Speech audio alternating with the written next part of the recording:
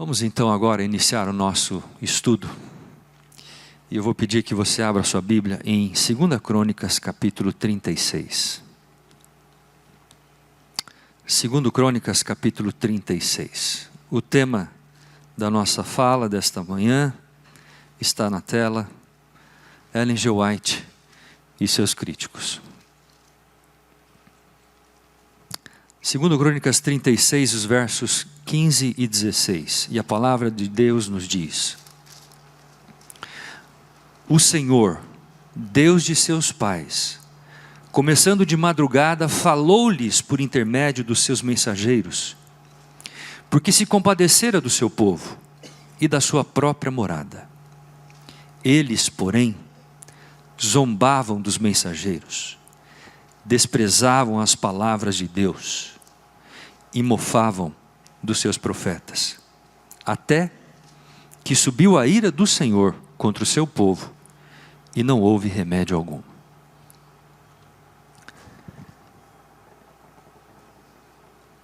O teólogo polonês judeu, de raiz judaica, Abraham Heschel, afirmou certa vez que durante a vida de um profeta, todos os elogios são abandonados.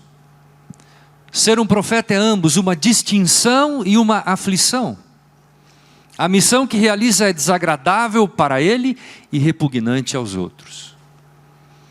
Nenhuma recompensa lhe é prometida. Um profeta suporta o escárnio e a reprovação.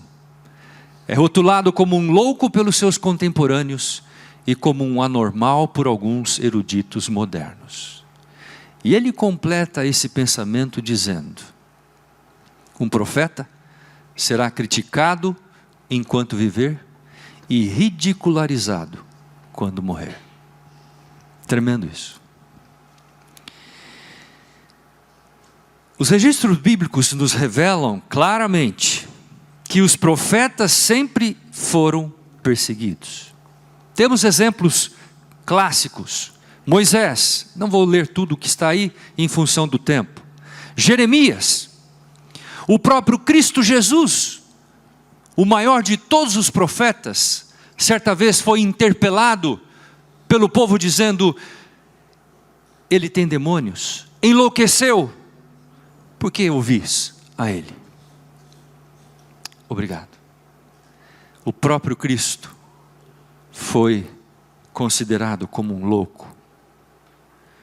E quanto aos testemunhos de Ellen White? E quanto à pessoa, o ministério, a vida, o exemplo, a influência de Ellen White? O que poderíamos dizer? Será que ela também faz parte desse grupo de profetas? Será que ela foi de fato criticada? A sua integridade foi provada ao longo dos seus 70 anos de ofício profético? Logo no início do seu ministério, Deus apareceu a ela em uma visão, dizendo de que os trabalhos dela encontrariam grande oposição. Logo no início.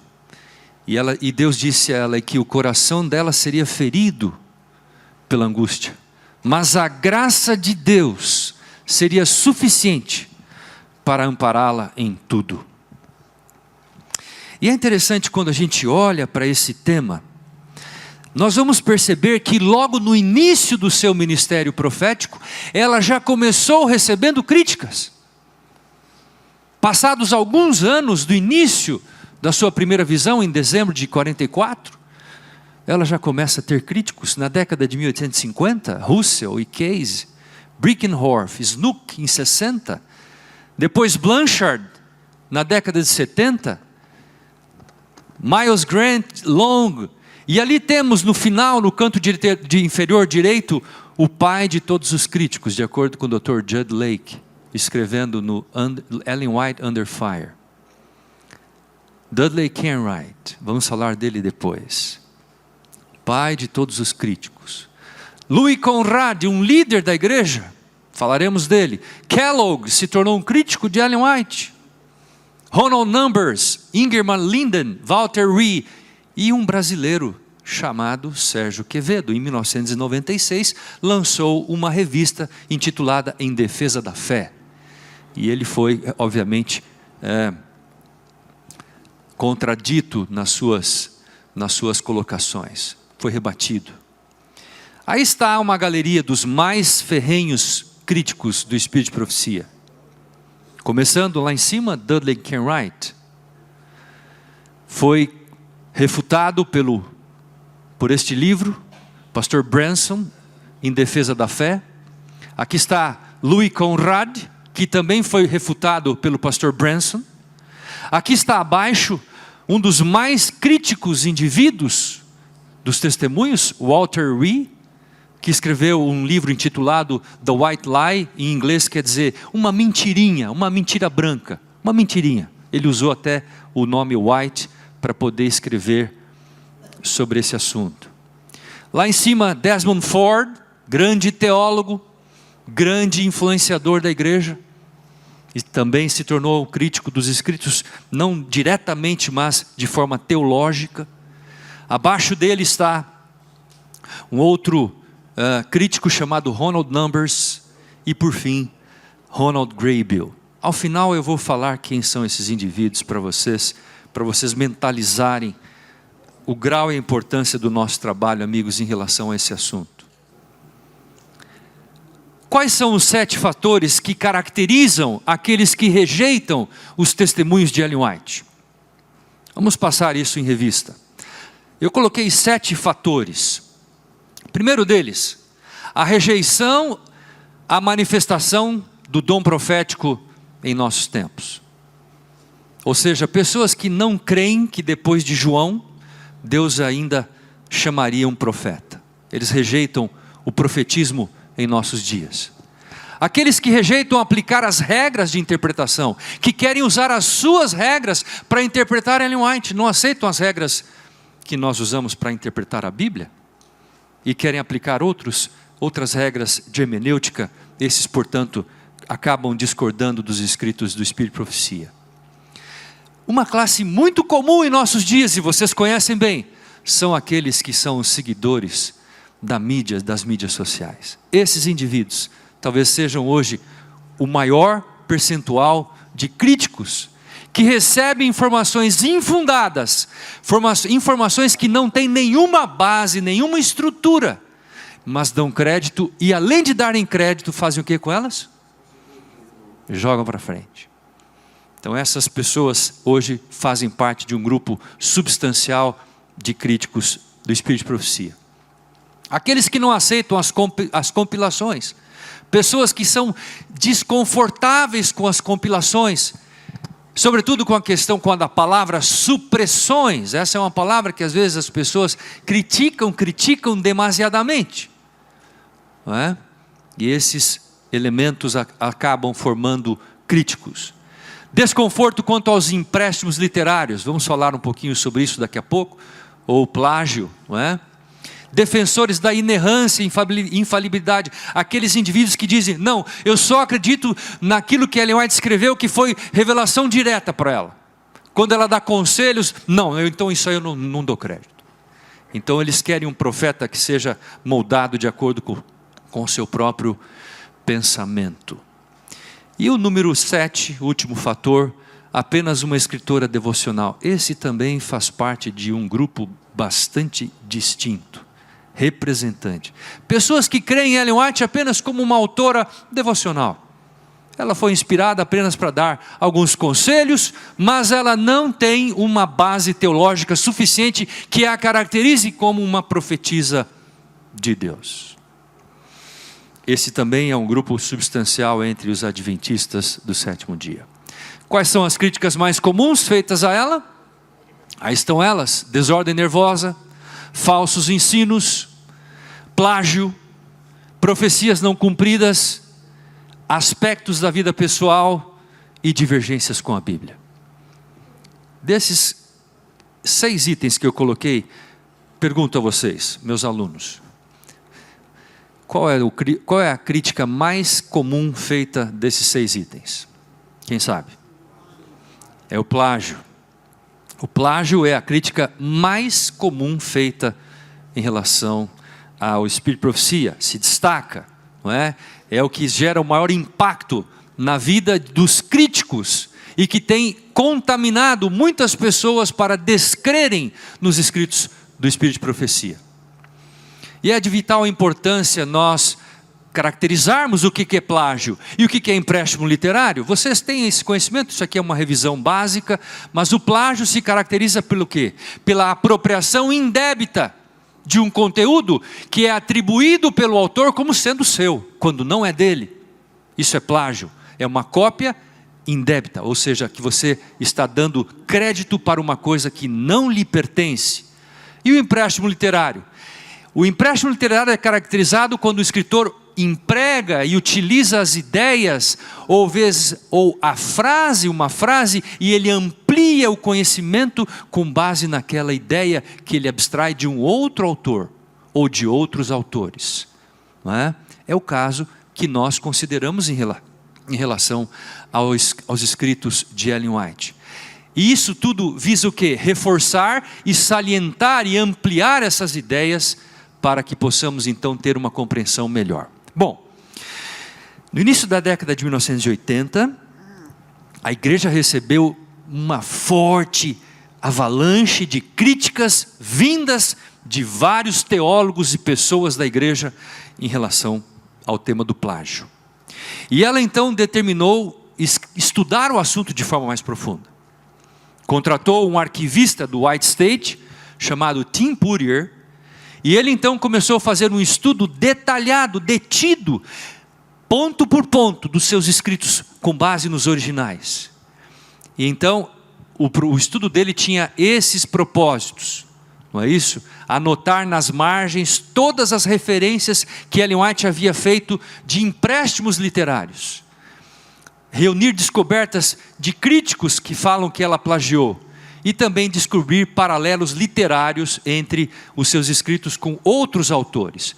E aí está, isso aqui eu quero que vocês talvez tirem cópia, porque é muito importante a gente apresentar.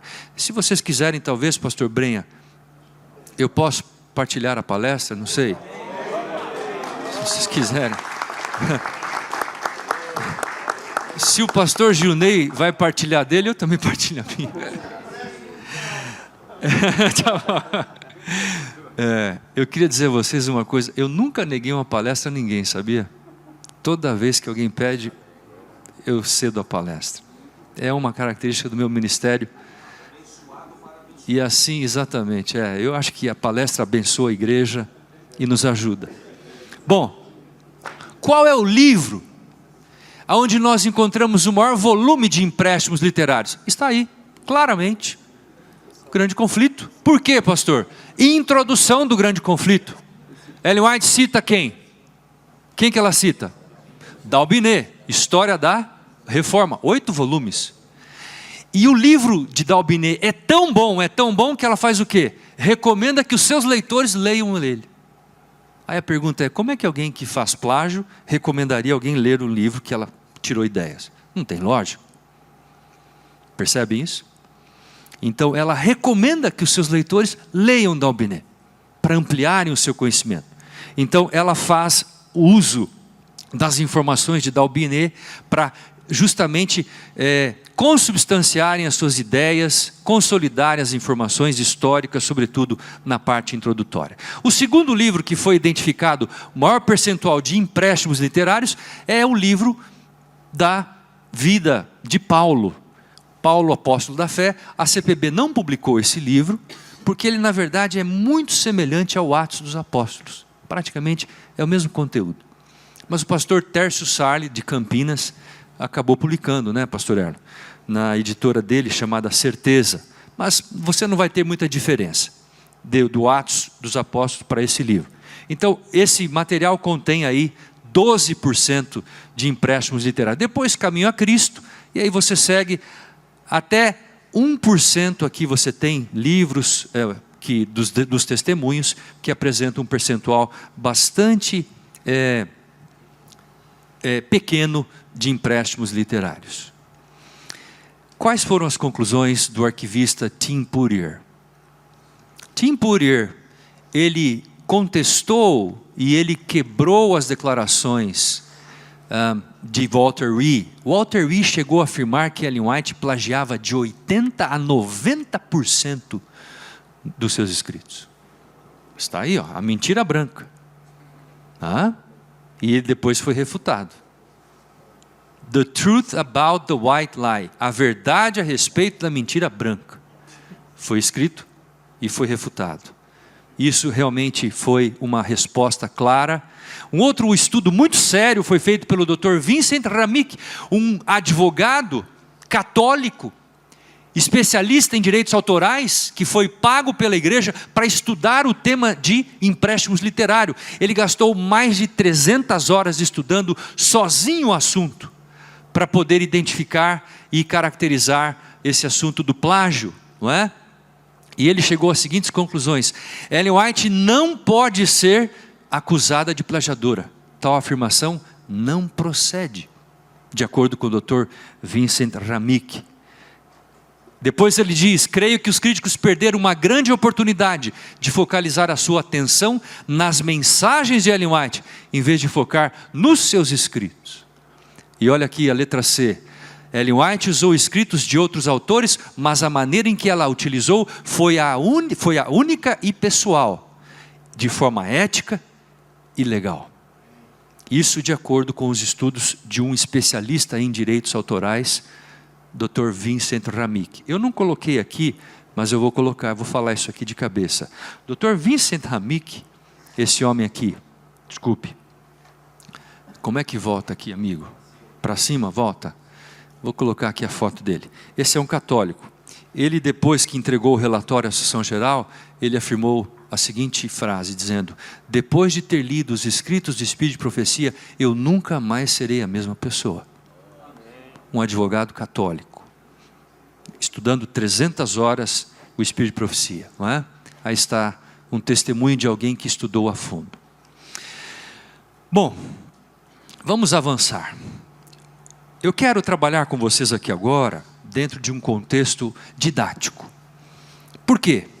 Porque nós temos recebido no centro de pesquisas muitas perguntas, muitas vindas de vocês, pastores, ministros, que às vezes pegam temas que estão trabalhando com membros de igreja, com anciãos, ou às vezes com pessoas das mídias sociais, que começam a colocar fogo no teu ministério.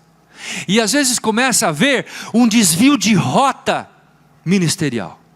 E é claro e comum a gente observar isso na vida de pastores. Quantos pastores nos procuram dizendo: pastor Estêncio, quanto tempo eu gastei com esse assunto no meu ministério? Quanto tempo esse assunto consumiu o meu ministério, consumiu minha saúde, minhas energias? Às vezes nós somos facilmente tomados por algum tema e desviamos a rota, o percurso do nosso ministério e começamos a focar em outras coisas. E hoje o estudo vai ser para tocar nesse ponto. E eu quero, em nome de Jesus, pedir que o Espírito atue aqui entre nós para a gente entender esse assunto. O que os próprios testemunhos falam sobre como devemos lidar com críticos, com dissidentes? A serva de Deus nos mostra sobre esse assunto. Ela introduz dizendo que, eu vou pedir que os meus colegas me ajudem. Opa, quem mais tem um microfone aí? Para eu não ficar só falando aqui, né? Som. Vai lá então, pastor, por gentileza, lê lá. É objetivo especial de Satanás impedir que essa luz atinja o povo de Deus, que tanto dela necessita em meio aos perigos destes últimos dias. Bom, nós já iniciamos então, a partir desse ponto, da base, da estrutura, vamos partir desta premissa. O inimigo não está interessado que a luz da palavra de Deus alcance o povo. O inimigo não está interessado tampouco que os testemunhos atinjam o povo de Deus. Não está. Está claro aqui. Impedir que a luz atinja o povo de Deus, que tanto dela necessita nesses últimos dias. Isso é uma premissa para nós estabelecermos o nosso estudo. Próximo. Satanás tem a habilidade de sugerir dúvidas e inventar objeções aos testemunhos que Deus envia. e muitos consideram uma virtude e indício de inteligência o mostrar-se incrédulo, questionar e contrafazer. Você já conheceu aqueles membros que chegam na igreja e falam: olha, eu descobri uma coisa, olha aqui, um livro debaixo do braço. Descobri um negócio. E ele traz ali uma dúvida, ele planta uma dúvida, uma semente de dúvida. Coloca ali num grupo de anciãos, de membros, e ali ele lança. Daqui a pouco aquilo vira um fermento e começa a tomar conta das pessoas, né? E olha o que os testemunhos falam: Satanás tem a habilidade de sugerir dúvidas e inventar objeções, queridos, ao testemunho que Deus envia. Tomem cuidado. Eu tenho falado com os meus alunos muito. Eu vou falar uma coisa aqui, tenho colegas que me escutam, mas eu tenho falado isso de forma bastante especial. Se nós estamos no ministério, trabalhando para Deus, e se nós temos mais dúvidas do que certezas e convicções, alguma coisa está errada, amigo. Se nós carregamos em nosso coração mais dúvidas e questionamentos do que certezas em relação às promessas de Deus, ao plano de Deus, alguma coisa está errada. Ter dúvida não é um problema, todos nós podemos ter dúvida, mas quando a dúvida toma conta de nós, alguma coisa não está bem. E lembrem de uma coisa: Deus não é o pai da dúvida. Você sabe quem é o pai da dúvida?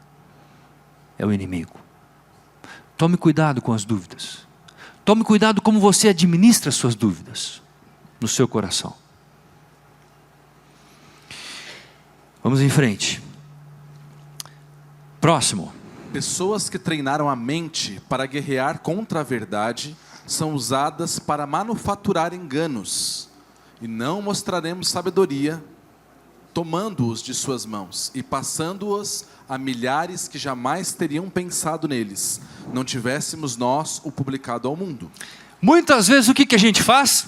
Trabalha para o inimigo. O que acontece? Vem uma dúvida, vem um questionamento, não é isso? Que é manufaturado pelo próprio inimigo, através das pessoas. Pessoas que trabalham de uma forma irresponsável, desleal. E o que elas fazem? Trazem a dúvida para a igreja, e o que a gente faz? Olha lá, não mostraremos sabedoria, tomando essa dúvida das mãos dessas pessoas e passando a milhares que jamais teriam pensado nessas dúvidas, não tivéssemos nós publicado elas ao mundo. E olha o que está escrito lá embaixo: é isso que nossos oponentes querem que façamos. Querem ser o quê? Notados. E que nós façamos o quê? Publiquemos por eles. Vamos em frente. Próximo, por favor. Tempo e energia podem ser melhor empregados do que demorar-nos sobre os enganos de nossos oponentes, que usam de calúnia e falsas representações. Uma série de enganos tolos, inventados pelo próprio Satanás, recebe atenção, enquanto o povo está clamando por alimento. Enquanto você está se consumindo com questões ligadas a dúvidas, enganos, o povo seu, a igreja sua, está perecendo por falta de conhecimento.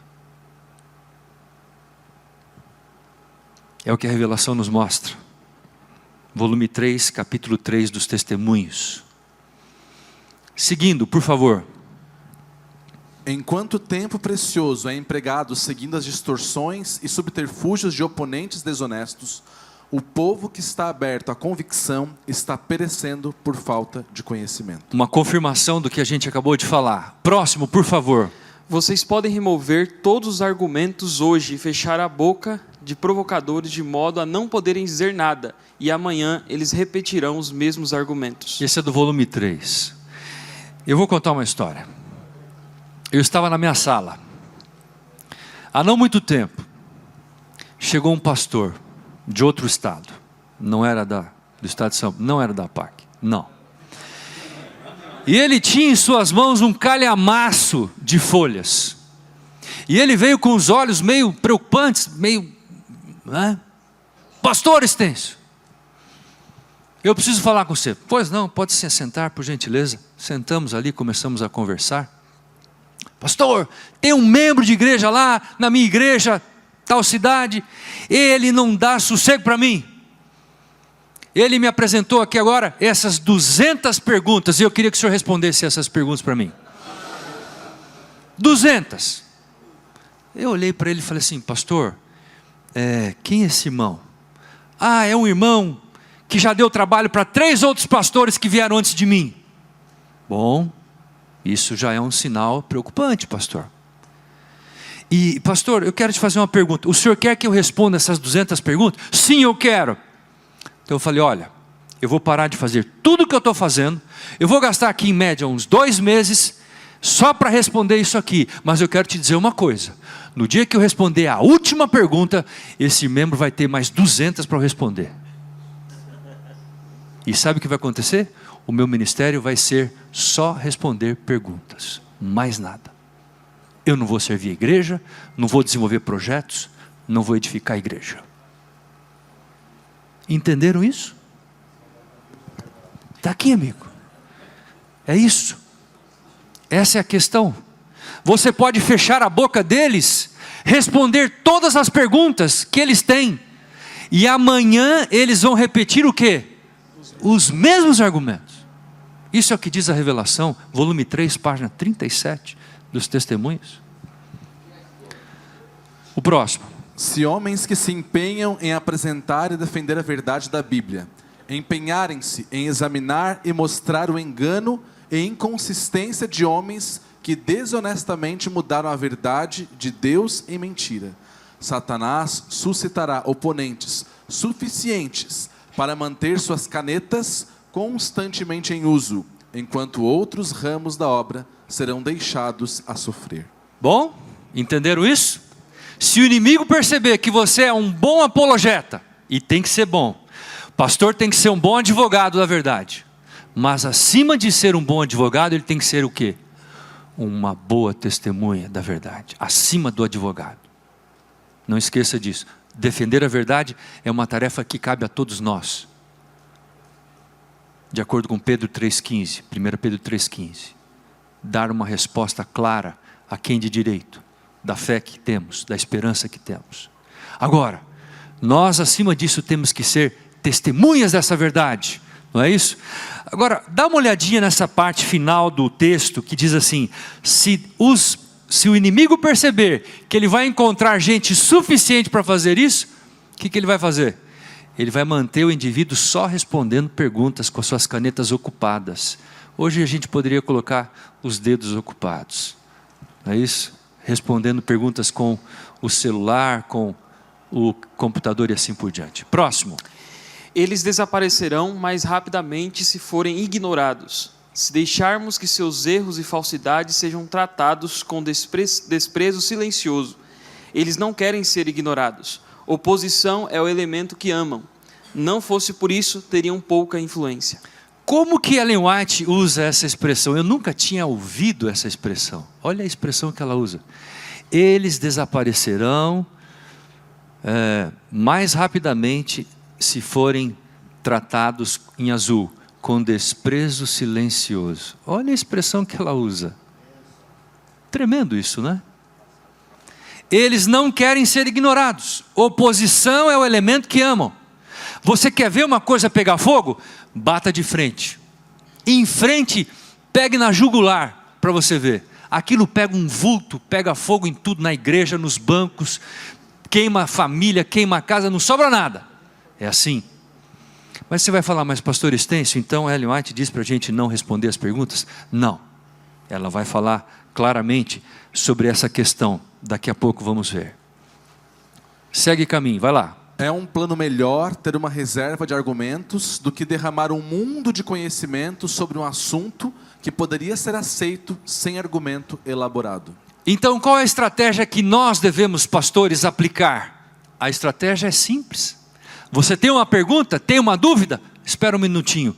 Vamos buscar a resposta. Temos um banco de respostas sobre esse assunto. Entre no Centro White. Eu coloquei aqui para vocês, olha. Aqui temos.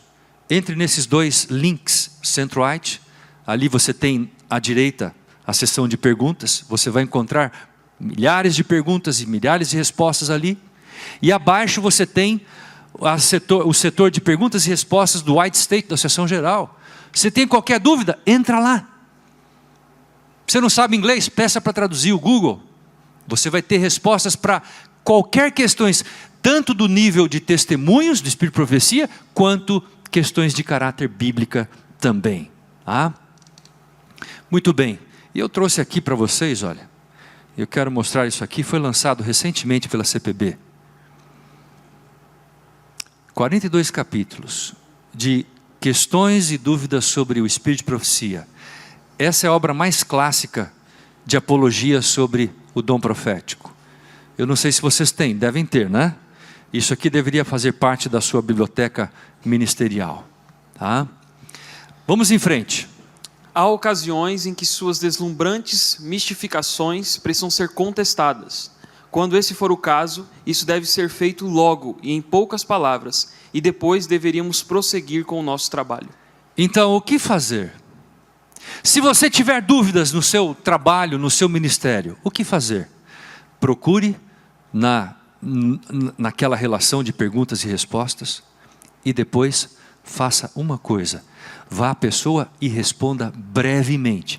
E que depois você deve fazer? Volte ao seu trabalho. E vá ganhar almas. Vá trabalhar pelo Evangelho de Cristo Jesus. Não fique preso, não desvie a sua rota.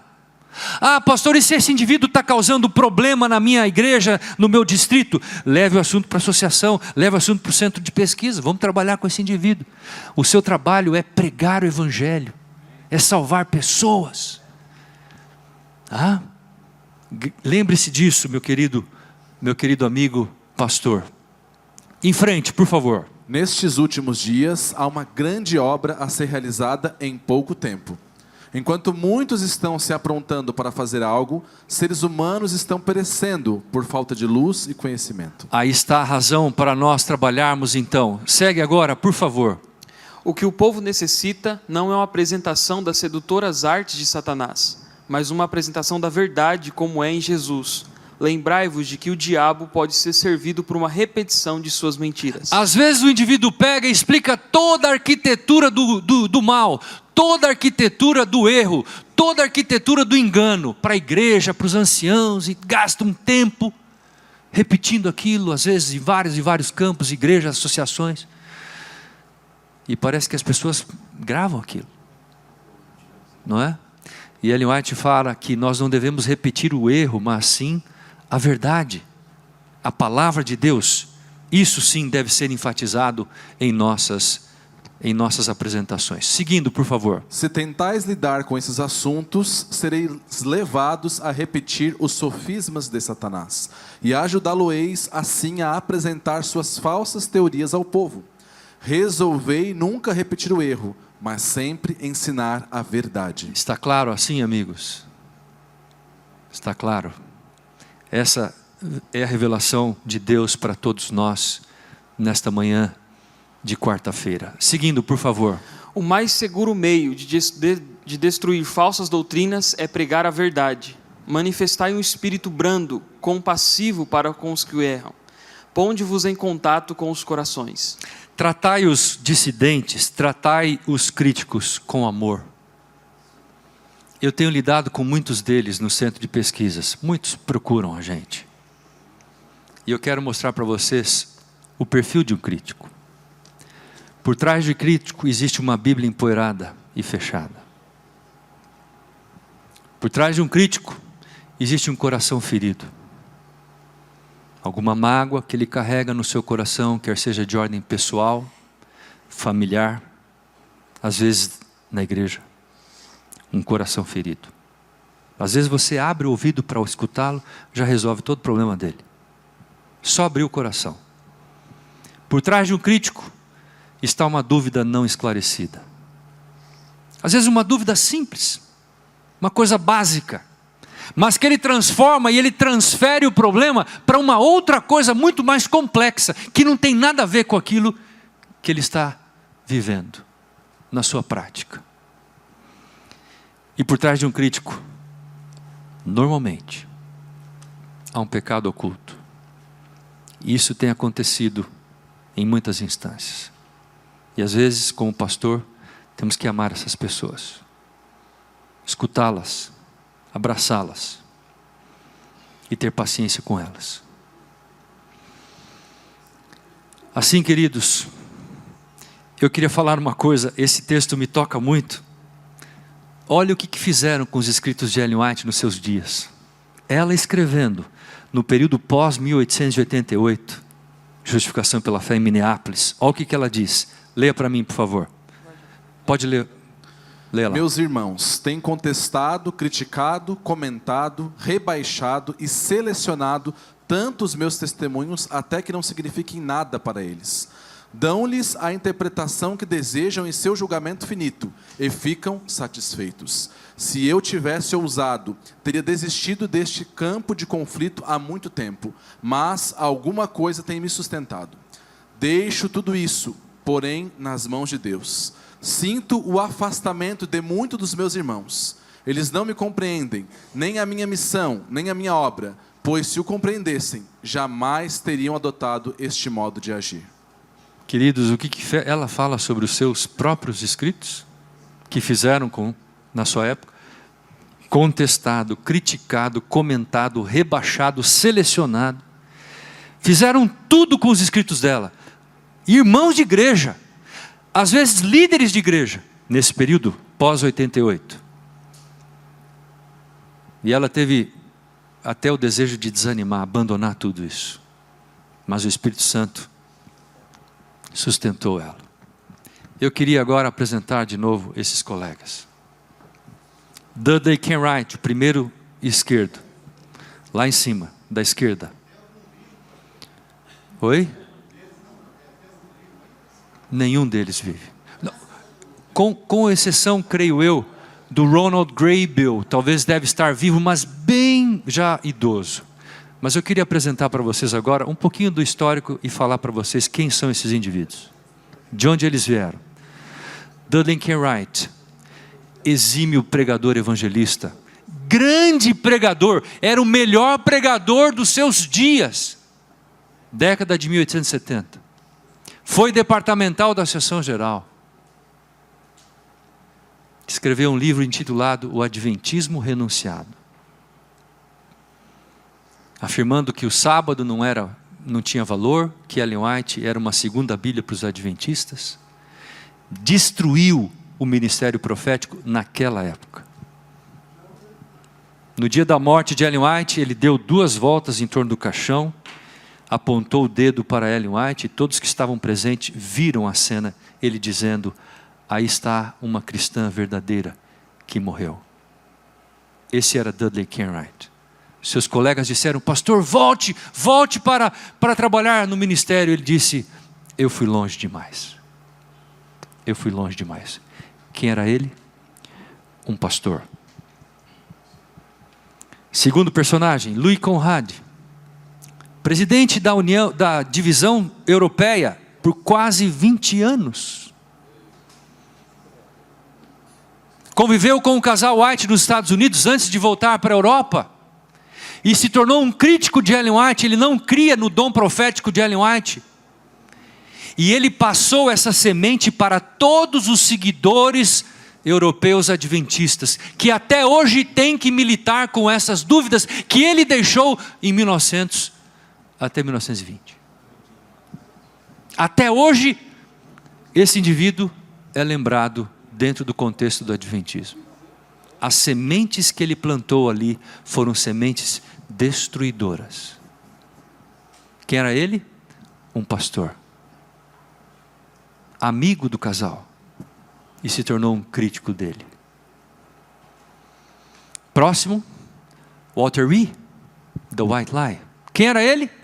Pastor da igreja de Long Beach. Causou uma destruição, causou um mal terrível esse livro, The White Lie. Era um pastor. Próximo, Desmond Ford, pastor australiano, que questionou a teoria, a doutrina do juízo investigativo. Pastor da igreja adventista do 7º dia. Próximo, Ronald Numbers, professor da faculdade de medicina de Loma Linda, da história de da história da medicina. Um homem aclamado, inteligentíssimo, foi trabalhar na Universidade de Wisconsin, recebeu vários prêmios. Quem era ele? Ex-adventista, professor da faculdade de Loma Linda, história da medicina. E por último, esse é o caso mais triste de todos, Ronald Graybill. Quem era Ronald Graybill? Ele era diretor assistente do White State. Trabalhava com os arquivos originais do Espírito de Profecia. E sem que ninguém soubesse, ele se matriculou numa universidade em Johns Hopkins e foi fazer o seu PhD lá, sem que ninguém soubesse. E a sua tese doutoral era exatamente uma contradição aos escritos de Ellen White. Quem era ele? Um pastor adventista. Queridos, às vezes nós podemos carregar algumas pequenas dúvidas no nosso ministério. E é normal que isso ocorra. Às vezes a gente pode carregar dúvidas em relação à administração da igreja. Às vezes podemos carregar dúvidas em relação ao tratamento que nós recebemos como pastores. Isso se torna um fermento na nossa vida, acaba atrapalhando a nossa motivação, o nosso entusiasmo, a forma como nós pregamos, como testemunhamos. Mas às vezes a gente também carrega dúvidas de ordem ideológica, que entram em nossa mente para nunca mais saírem. Às vezes carregamos coisas ocultas dentro de nós, que nos prejudicam, que comem a nossa força, a nossa energia. E eu quero aqui nessa manhã, em nome de Jesus, falar a você, querido, se você tem alguma dúvida no seu coração, dialogue com Deus, coloque esse assunto diante do trono de Deus. Procure uma pessoa para abrir o seu coração. Não carregue um ministério rancoroso, triste, magoado. Não vale a pena. A vida é muito curta para isso. Não vale a pena. Todos esses indivíduos que aqui estão colocados morreram no esquecimento. Aí estão eles. Deixaram a sua obra. E a sua obra não foi uma obra positiva. Foram refutados. E eu quero aqui deixar o último pensamento para vocês. Pedir que meu colega leia. Se você perder a confiança nos testemunhos, cairá das verdades da Bíblia. Tenho temido que muitos assumiriam uma atitude questionadora, duvidosa, e em minha aflição por sua salvação, quero adverti-lo. Esses olhos que estão aqui olhando para vocês, e os olhos de muitos colegas que têm mais experiência do que eu aqui, já viram vários e vários colegas ministeriais saírem das nossas fileiras do campo ministerial para nunca mais voltarem à igreja. Por quê? Duvidaram dos testemunhos do Espírito de Profecia e saíram para nunca mais voltarem. E os testemunhos claramente nos falam isso. Se você perder a confiança nos testemunhos, cairá das verdades bíblicas. É o próximo passo. É o próximo passo. Queridos, que Deus abençoe a todos nós. Esse texto também é um texto muito poderoso. Eu queria deixar com vocês esse texto. Esse texto é poderosíssimo. Por favor, leia para mim, colega. Ou Deus está ensinando sua igreja, reprovando seus erros e fortalecendo a sua fé, ou não está. Esta obra é de Deus ou não é. Deus nada faz em parceria com Satanás. Meu trabalho ao longo dos últimos 30 anos traz o selo de Deus ou do inimigo. Não há meio termo nesta questão. Os testemunhos são do Espírito de Deus ou do diabo. Queridos, não há meio termo nisso. Não há meio termo. Ah, pastor, essa porção aqui eu creio, mas essa aqui não, pastor. Esse trecho aqui, esse livro, os 5 livros do Grande Conflito, sim. Os outros não, pastor. Criamos uma visão, uma mentalidade seletiva, não é? Ellen White diz, não há meio termo, porque Deus não trabalha em parceria com Satanás. Não trabalha. As mesmas críticas dirigidas As mesmas críticas dirigidas aos profetas bíblicos também foram direcionadas a Ellen White. As acusações levantadas hoje não são novas. Tiveram início no começo do seu ministério e continuaram ao longo de sua vida e ainda continuarão até que Jesus Cristo volte para nos buscar. Que Deus abençoe a todos. Foi uma honra, uma alegria estarmos juntos nesta manhã. Um grande abraço.